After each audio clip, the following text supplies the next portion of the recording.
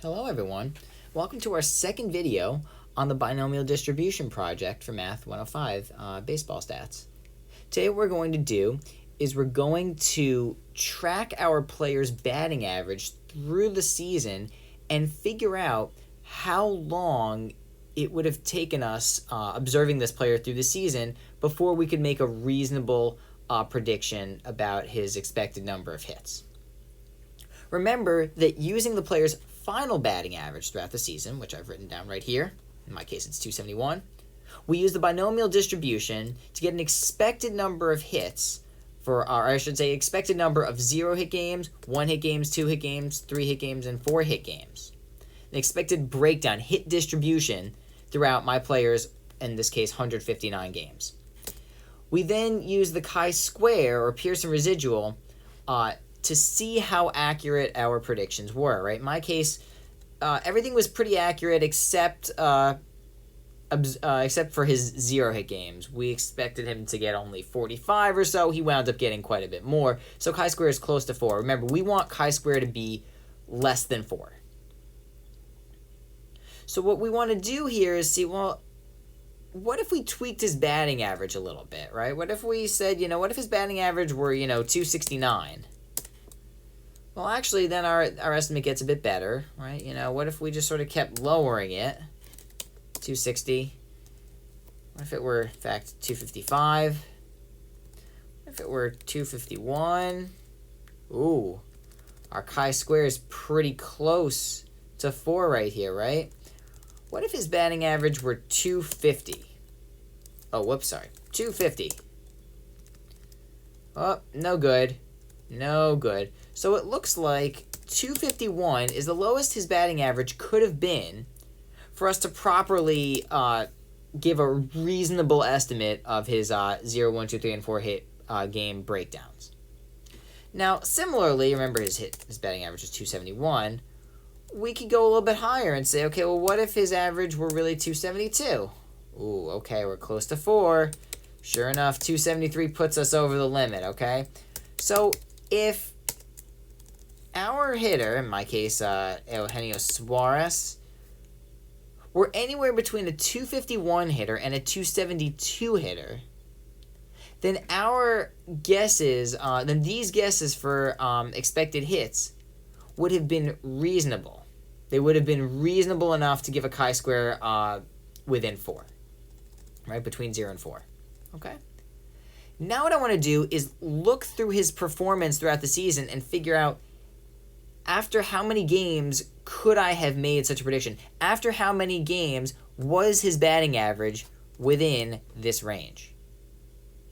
Well, to do that, we need to create a little formula for what I call current batting average. So what you're going to do, go to the cell, equals, and then we're going to type in sum. You don't need to capitalize it, but it'll capitalize it for you. Left parentheses. Then we're going to do the total number of hits divided by the total number of at-bats up to this point. So we're going to do C $2 colon C2. That's the sum from C2, right, that blue 0, up to the current cell, which I guess in this case is also C2. Close that close the parenthesis, okay?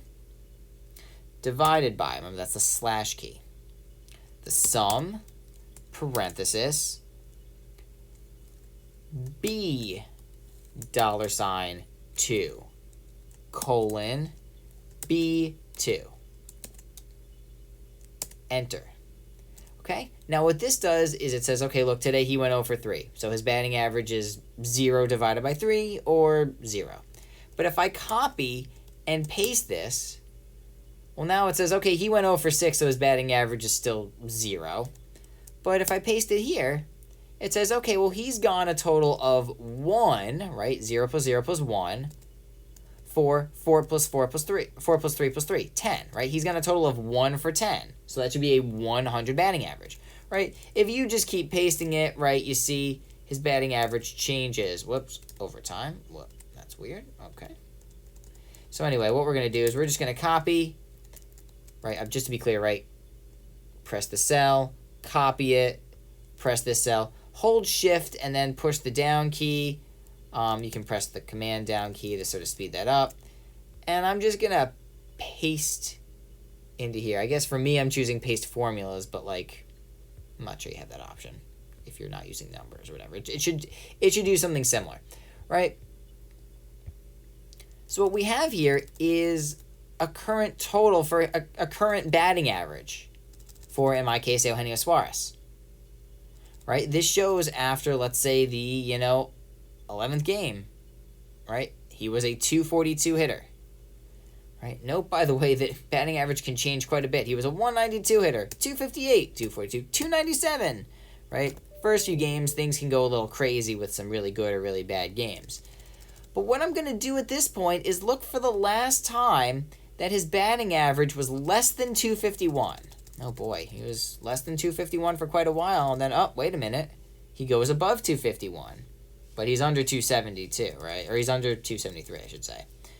Okay. Oh, look, he goes up to 274. Got to start all over again. Oh boy, look at this. His average is pretty high. Higher than our upper bound of 272. But then look what happens. It even drops below 251 again. Below.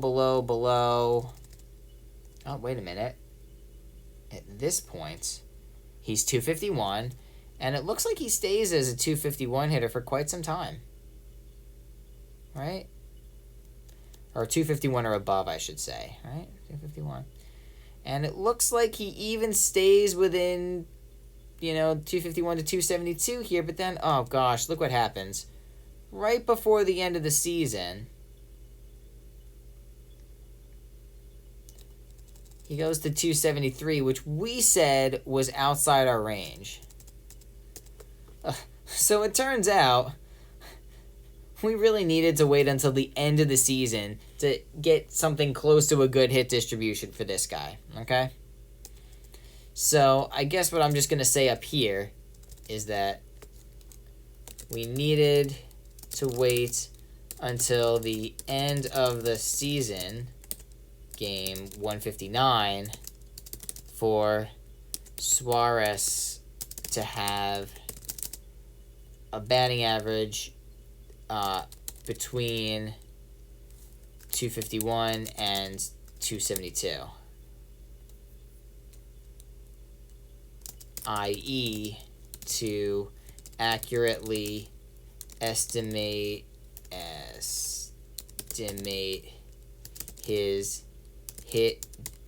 per game hit distribution. Okay, that's just something I'm going to enter right there. So that will be the basis for the paragraph response for the project, right?